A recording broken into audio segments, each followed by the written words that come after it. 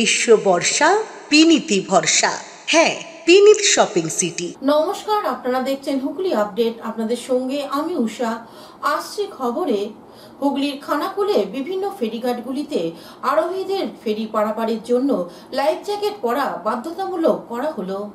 আরোহীদের দীর্ঘদিনের দাবি ছিল লাইফ জ্যাকেট, যেটা পেয়ে খুশি নৌকা যাত্রীরা। লাইফ জ্যাকেট পরছে নাকি তাও গোপনে খোঁজ রাখা হবে ব্লক প্রশাসন সূত্রে। কেউ অমান্য করলে তার আইনি ব্যবস্থা নেওয়া হবে, কারণ জ্যাকেটগুলো মানুষের প্রাণ বাঁচানোর তাগিদে সাধারণ মানুষ ব্যবহারের জন্য দেয়া হয়েছে। তাই ব্লক প্রশাসনের পক্ষ থেকে নির্দেশ ঘাটের মালিকদের কাছে লাইফ জ্যাকেট পরার জন্য। অন্যদিকে বন্যায় প্লাবিত বেশ কিছু জায়গায় সরেজমিনে খতিয়ে দেখতে ড্রোন ক্যামেরার ব্যবহার করল ব্লক প্রশাসন। এই বিষয়ে ভিডিও আরো কি জানাচ্ছেন শুনবো। আমাদের এখানে কয়েকটা ফেরি ঘাট আছে যেখানে এখন বর্ষাকালে জল বাড়া আছে বলে আমরা আমাদের অফিসের স্টক থেকে লাইফ জ্যাকেটগুলো পাঠিয়েছি, যাতে লোকজনের রিস্ক না থাকে, লাইফ জ্যাকেট পরে তারা পারাপার করে।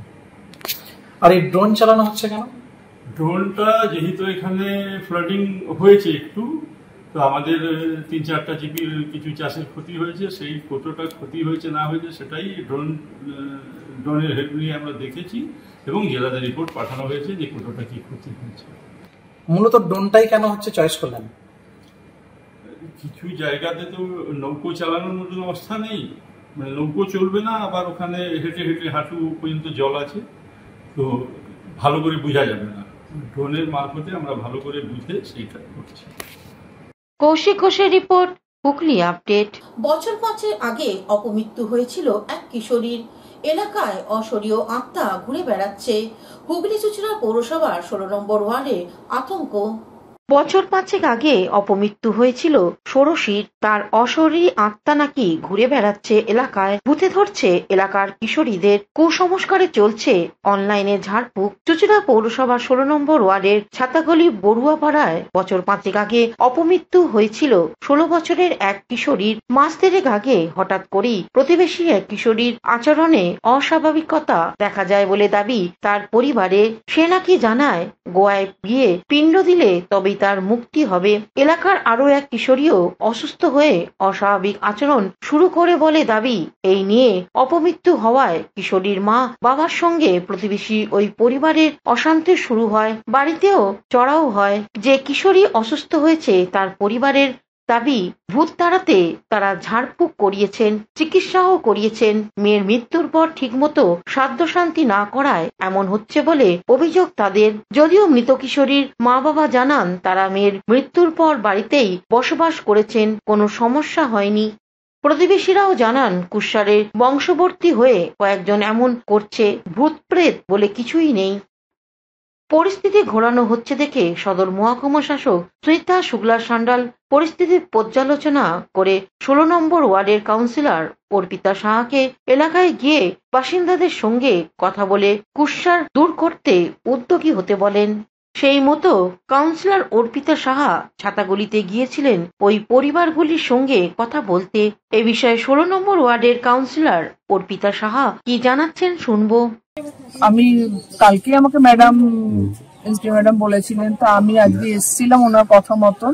তা উনি বলেছিলেন যে আমাকে প্রশাসন মানে পুলিশ নিয়ে যেতে। তা আমি বললাম না, আমি নিজে গিয়ে ব্যাপারটা আগে দেখি আমার তা এসে আমি যা দেখলাম এখানে, প্রথম কথা হচ্ছে বাচ্চা মেয়েটা 6 বছর আগেই মারা গেছে। তা উনি এবারে পাশের বাড়ি থেকে বলছে ভূতে মেয়েটাকে এসে ওদের বাচ্চাটাকে অ্যাটাক করেছে বা পেছনের বাড়িতে বলছে, কিন্তু অ্যাকচুয়ালি পাড়া ঘরে যা শুনলাম এটা কথা নয়। কথা হচ্ছে হয়তো কোনো কারণে বাচ্চাটা অসুস্থ হয়েছে। এরা বলছে যে আমাকে টেনে নিয়ে এসছে, আমার নাতিকে জিজ্ঞাসা করেছে। যখন ওরা বলেছিল ভূত আপনার মেয়ে আমার নাতির উপরে ভর করেছে, ওই জন্য ওরা নিয়ে এসেছিল যে তাহলে তো সত্যি কথাগুলো বলবে বা আমায় চিনবে। যাই হোক, নিজেদের মধ্যে একটা ভুল বোঝাবুঝি হয়েছিল, যেটা আমি আসলাম, আমি বুঝলাম, দুজনকেই বলে গেলাম যে ভূত বলে কিছু নয়, তাহলে তো এখন হঠাৎ কেন হবে।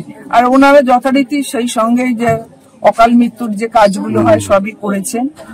পাড়া প্রতিবেশীও বলছেন না ওনারা। অন্যদিকে মৃত কিশোরীর বাবা মা কি জানাচ্ছেন শুনে নেব। কাউ ঝগড়া যাতে না। আমি সারাদিনের কাজে যাই, আমার দিন নিয়ে সারাদিন কাজ করি। ছেলেটা একটা প্রাইভেট কাজ করে লিচু বাগার ইয়েতে সেনেমের অফিসে। আমার সঙ্গে কারোর সমস্যা নেই। এই 4-5 বছর হয়ে গেল আমার মেয়ে মারা গেছে, কারোর অসুবিধা নেই। এরা যে ভাড়া বিক্রি হয়ে গেছে তখন এদের ব্যাপারটা অন্যরকম ছিল। তখন আমার মেয়েও ছিল দেখছি। তার আগে ওনার কি হয়েছে যেন ঝাড়িয়ে পাড়িয়েছে, যে ওরা যা ওরা চলে গেছে, বিক্রি করে চলে গেছে। এদের সমস্যা দেখে। আমার মেয়ে 5 বছর বাদে মারা গেছে, কিছু হয়নি তো। হঠাৎ দেখি সামনে বারে এই বাসন্তী পুজোর সময় হঠাৎ একদিন শরীর খারাপ হলো। আমি কি করছে বলছে আমার মেয়ে নাকি ওখানে ধরেছে। আমি সন্ধ্যাবেলা ওখানে বসে বসে মানে চা খাচ্ছি, আমাকে মাধব মাল আমাকে ডেকে দিল, দাদা একটু শুনবেন? কারণ কি ব্যাপার? আমার নাতিটা একটু ভয় খেয়েছে, চলুন তো আপনাকে বাবা বাবা করে ডাকছে। ভয় পাচ্ছিল, এ করছিল, তার জন্য আমরা কারোর সঙ্গে ঝগড়াও করিনি, কারোকে কিছু আমরা বলিও নি, আর কারোর বাড়িতে আমরা যাইনি, তাদের সঙ্গে আমরা কথাও বলি না। কিন্তু তারা আমার মেয়েকে আমি ঝাড়াচ্ছি, ফুকাচ্ছি, যাই করছি, আমরা তাদেরকে কিছু বলি না। কিন্তু এখন ওরা আমার মেয়েকে বাড়ি থেকে নিয়ে গিয়ে ওদের ঘরে নিয়ে গিয়ে বাচ্চাটাকে মেরেছে, পাঁজা কলা করে হাত করে মেয়েটাকে ঘর থেকে আমার টেনে নিয়ে গিয়ে মেরেছে। তোমরা কোথায় ছিলে তখন? আমরা বাড়িতেই ছিলাম। বললো বাড়িতে নিয়ে যায়, গিয়ে কি জিজ্ঞেস করবে না, নিয়ে গিয়ে মেয়েটাকে পাঁজা কলা করে দরজা বন্ধ করে আমার মেয়েটাকে মেরেছে। আমরা জিজ্ঞেস করতাম মিথ্যে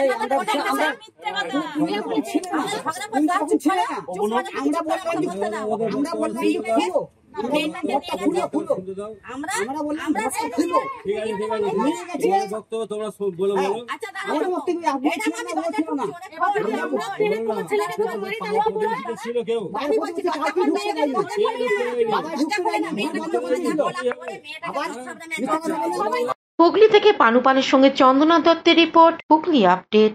শ্রীরামপুর শ্রমজীবী হাসপাতালে রোগীর মৃত্যুকে কেন্দ্র করে উত্তেজনা, ভাঙচুর আইসিইউ। চিকিৎসার গাফিলতির অভিযোগে রোগীর মৃত্যুকে কেন্দ্র করে উত্তেজনা শ্রীরামপুর শ্রমজীবী হাসপাতালে। আইসিইউতে ঢুকে ডাক্তারদের উপর চড়াও ও চিকিৎসার সরঞ্জাম ভাঙচুরের অভিযোগ রোগীর পরিবারের বিরুদ্ধে। ঘটনাস্থলে পুলিশ। মিতার পরিবার সূত্রের খবর, গত 20 জুলাই শ্বাসকষ্ট নিয়ে শ্রমজীবী হাসপাতালে ভর্তি করা হয় 70 বছর বয়সী বিমলা দেবীকে। শ্রীরামপুর প্রবাসনগর এলাকায় তার বাড়ি। আজ সকালে মৃত্যু হয় ওই রোগীর। এরপরে হাসপাতালের বিরুদ্ধে চিকিৎসার গাফিলতির অভিযোগ তুলে চড়াও হয় রোগীর পরিবারের লোকজন। পরিবারের অভিযোগ, গতকাল হাসপাতালের পক্ষ থেকে রোগী ভালো আছে বলে জানানো হয়। আজ সকালে হাসপাতাল থেকে ফোন করে বলা হয় বিমলা দেবীর শারীরিক অবস্থার অবনতি হয়েছে, তাকে ভেন্টিলেশনে দিতে হবে। আজ হাসপাতালে পরিবারের লোক এসে দেখেন রোগীর আইসিইউতে আছেন, তার কোনো প্রকার সাড়া নেই। কিছুক্ষণ পরেই চিকিৎসকরা তাকে মৃত বলে জানায়। এই খবর শুনেই হাসপাতালের উপর ক্ষোভে ফেটে পড়ে রোগীর বাড়ির লোক। আইসিইউতে ঢুকে ডাক্তারদের উপর ক্ষোভ উগরে দেয়। সেই ভিডিও সোশ্যাল মিডিয়ায় লাইভ দেখায় রোগীর সঙ্গে আসা এক ব্যক্তি তথা বিজেপি নেতা হরি মিশ্রা। ঘটনাস্থলে আসে শ্রীরামপুর থানার বিশাল পুলিশ বাহিনী। হাসপাতাল চত্বরে উত্তেজনা তৈরি হয়। দেহ নিতে অস্বীকার করে রোগীর বাড়ির লোক। মৃতার বৌমা প্রতিমা সিং কি জানাচ্ছেন শুনবো। मतलब प्रॉब्लम था, मतलब मेरी सास का उनका प्रॉब्लम था। हम लोग 2 दिन घर में मतलब ऑक्सीजन लगाए थे, तो डॉक्टर बोला था, डॉक्टर के अंडर में ही थी घर में, तो डॉक्टर बोला था कि सिर्फ ऑक्सीजन देने से नहीं होगा, थोड़ा ट्रीटमेंट भी चाहिए। तो इनको ज़्यादा सीरियस तो है नहीं, जाके कोई भी हॉस्पिटल में डाल दीजिए, थोड़ा ट्रीटमेंट चलेगा, ये ठीक हो जाएगी। तो हम लोग सोचे बगल में है श्रमजीवी, तो इसी में आके हम लोग डाल दिए थे। 2 दिन तक मम्मी एकदम ठीक थी, आराम से बैठ रही थी, बात भी कर रही थी, मेरे को बोली भी कि यहाँ आई बनी, मतलब यहाँ आए हैं तो ठीक लग रहा है मेरे को।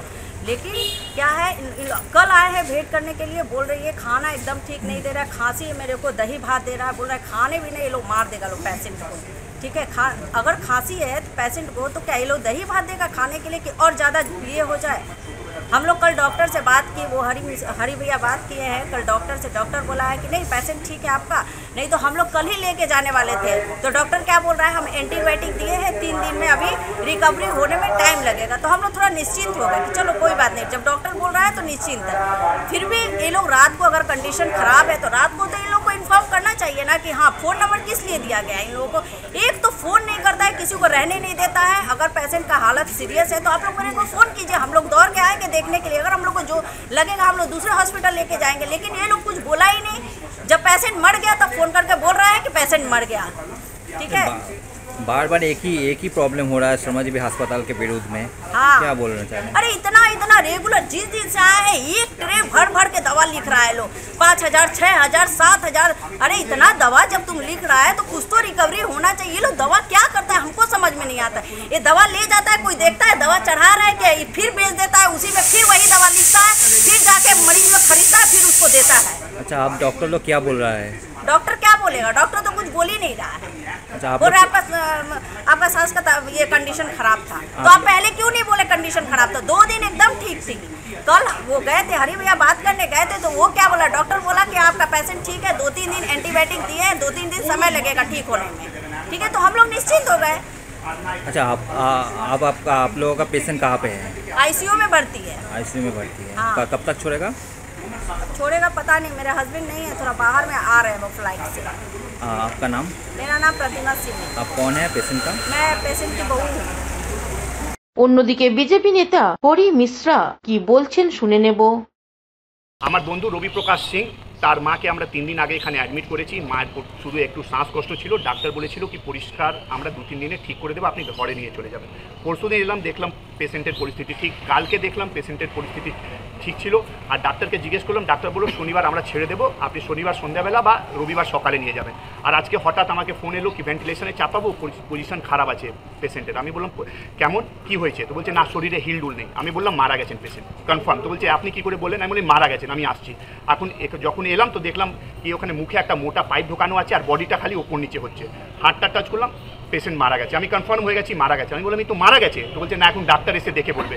ডাক্তার দেখলো ইসিজি মারা গেছেন। আমি আগেই বলে দিলাম এর মানে কি কাল রাত্রির বেলায় মারা গেছেন, আজকে সকালে উনি বলছেন কি না পেশেন্ট বেঁচে আছে। পুরো এখানে টাকা কামানোর চিন্তা ভাবনা নিয়ে এই পুরো চালানো হচ্ছে।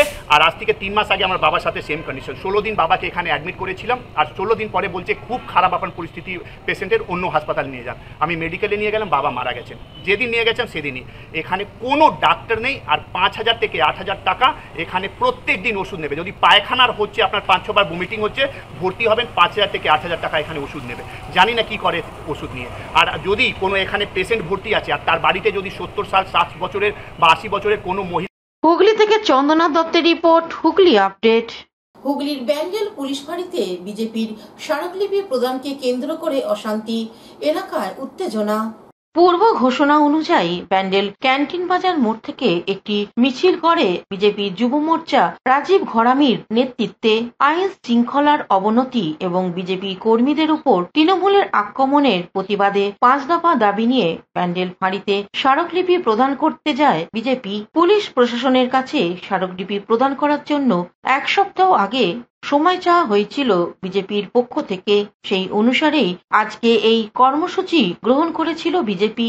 কিন্তু মিছিল ফাঁড়ির সামনে যেতেই পুলিশ বিশাল ব্যারিকেড দিয়ে মিছিল আটকায়। বেশ কিছুক্ষণ পুলিশের সঙ্গে ধস্তাধস্তি চলে। পরবর্তীকালে বিজেপির মহিলা নেতা কর্মীরা ব্যারিকেড ভেঙে থানার সামনে গিয়ে প্রবেশ করে। তারপর বিজেপির বেশ কয়েকজন প্রতিনিধি দল ব্যান্ডেল ফাঁড়ি ওসির সঙ্গে সাক্ষাৎ করে এবং স্মারকলিপি হাতে তুলে দেয়। উপস্থিত ছিলেন হুগলি জেলার বিজেপি সাধারণ সম্পাদক সুরেশ সাউ, জেলা বিজেপির সহ সভাপতি গোপাল উপাধ্যায় সহ স্থানীয় নেতৃত্বরা। প্রায় 1 মাস আগে আমাদের বেশ কিছু কার্যকর্তা, একজন রয়েছে সঞ্জয় উপাধ্যায়, এরকম আরও বেশ কিছু কার্যকর্তা আছে বিজেপির, যারা এখানে তৃণমূলের উপর আক্রান্ত হয়ে, তৃণমূলের দ্বারা আক্রান্ত হয়ে থানায় এসেছিল অভিযোগ জানাতে। অভিযোগটা নিয়ে কোনো তদন্ত তো দূরের কথা, ন্যূনতম তাদের যারা এই ধরনের ঘটনা ঘটিয়েছে তাদের থানায় নিয়ে এসে জিজ্ঞাসা পর্যন্ত করেনি। আজকে প্রায় 1 মাস হতে চললো, এটা নিয়ে কোনো কেস হলো না, কিচ্ছু হলো না, শুধু এরকম ফেলে রাখা হয়েছে। আমরা এর আগে আমাদের প্রতিনিধিরা বারবার এসে জানতে চেয়েছে যে এগুলো এরকম পড়ে রয়েছে কেন। শুধু সঞ্জয় না, রাকেশেরও এরকম পরিস্থিতির শিকার হয়েছে। কিন্তু দেখা যাচ্ছে পুলিশ পুরো একবারে তৃণমূলের কথার উপর দাঁড়িয়ে যাবতীয় তদন্ত নিয়ে যাচ্ছে বা থামিয়ে রাখছে। তো আমরা সেই অনুসারে আজকে 5খানা দাবি আমাদের এই আইন শৃঙ্খলা গঠিত নিয়ে আমরা এই থানার সামনে এসেছি। কিন্তু আর এটা তো 1 সপ্তাহ আগে আমরা জানিয়েছি যে আপনাদের কাছে 5খানা দাবি নিয়ে আমরা আসবো, আপনারা তার উত্তর দেবেন, আমরা চলে যাব। হুগলি থেকে চন্দনা দত্তের রিপোর্ট, হুগলি আপডেট। এখন নিয়ে নেব বিজ্ঞাপন বিরতির পর ফিরে আসছি খবরে। হুগলি চুঁচুড়ার ফুলপুকুর শ্রী শ্রী গ্রহরাজ বাবার সাংস্কৃতিক অনুষ্ঠান অনুষ্ঠিত হতে চলেছে 10 দিন ব্যাপী। আগামী 18ই আগস্ট থেকে অনুষ্ঠানের সূচনা। 9 আগস্ট শনিবার বিশিষ্ট অতিথিদের উপস্থিতিতে গ্রহরাজ বাবার প্রাণ প্রতিষ্ঠা, পুজো ও প্রসাদ বিতরণ। 15ই আগস্ট স্বাধীনতা দিবসের দিন সন্ধ্যায় গুণীজন সম্বর্ধনা। এছাড়া অনুষ্ঠিত হবে সঙ্গীত, লোকসঙ্গীত, ভক্তিগীতি, বাউল গান সহ অন্যান্য অনুষ্ঠান। সকলের রইল আমন্ত্রণ।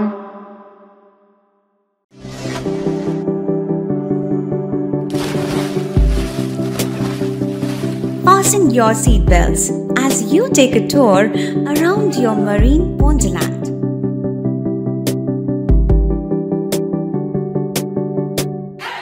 Spend a day at Aqua Marina and enjoy an array of water slides that give you butterflies in your tummy.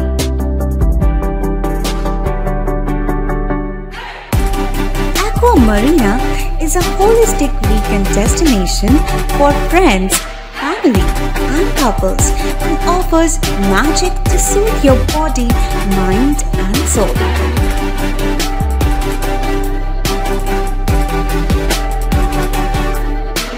Aqua Marina, your customized magician.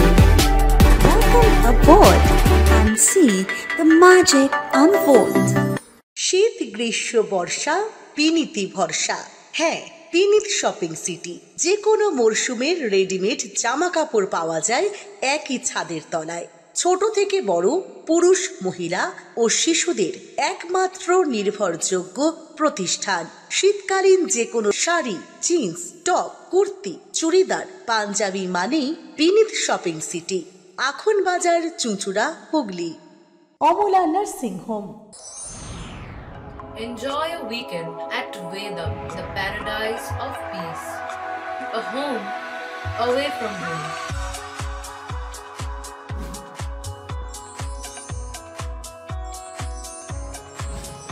See yourself resonating with the nature. Vedam welcomes you to create your best memories. বিরতির পর ফিরে এলাম খবরে। জননেতা রবীন মুখার্জির প্রয়াণ দিবস পালন হয়ে গেল হুগলি কেওটা দলীয় কার্যালয়।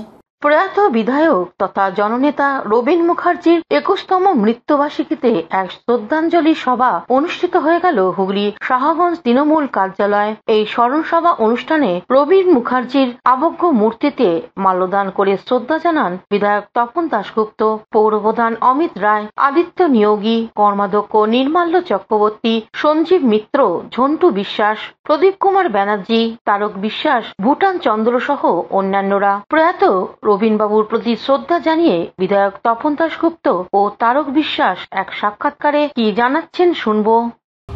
একটা কথা সত্যি, রাজনীতি করে যারা নর্মালি করবে তারা একটা ধাপ অর্জন করে তারপরে উঠতে পারে, একটা ধাপ অর্জন। আর যারা কর্মী দেখিয়ে কর্মীদের বিরুদ্ধে করে, যারা কর্মীকে ভালোবাসে না, তাদের নেতৃত্ব দেওয়ার কোন অধিকার নেই। কর্মীদের জন্য তৃণমূল কংগ্রেস আছে এবং থাকবে। কর্মীরা আমাদের সম্পদ। আমি যখন রাস্তা দিয়ে যাই হুগলি জেলার বিভিন্ন গ্রামে, অনেক বাড়ির মেয়েরা কেমন আছেন দাদা, আমি হেসে বলি ভালো আছো, তুমি ভালো, আমি চিনি না।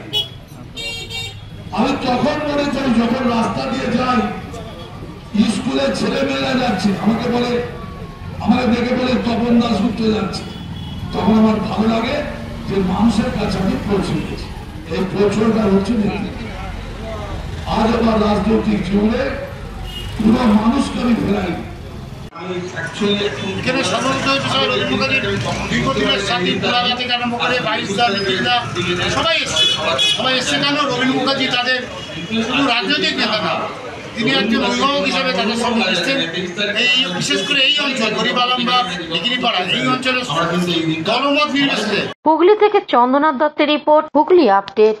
ত্রিবেণী শিবপুর স্পোর্টিং ক্লাবের উদ্যোগে শহীদদের স্মরণে এক স্বেচ্ছায় রক্তদান শিবির অনুষ্ঠিত হলো। বীর শহীদের শ্রদ্ধায় রক্তদান ত্রিবেণীর শিবপুর স্পোর্টিং ক্লাবের উদ্যোগে শহীদের স্মরণে অনুষ্ঠিত হল এক স্বেচ্ছায় রক্তদান শিবির। উপস্থিত ছিলেন সপ্তগ্রাম বিধানসভার বিধায়ক তপন দাশগুপ্ত, বাঁশবেড়িয়ার পৌরপ্রধান আদিত্য নিয়োগী, পৌর কাউন্সিলর প্রশান্ত দাস ও বিশ্বজিৎ দাস, বিশেষ অতিথি সন্তোষ ট্রফি প্রাক্তন অধিনায়ক শ্রেয়াসী চক্রবর্তী। ক্লাব সদস্য ও সাধারণ মানুষের স্বতঃস্ফূর্ত অংশগ্রহণে শিবিরটি হয়ে উঠল অত্যন্ত সফল ও স্মরণীয়।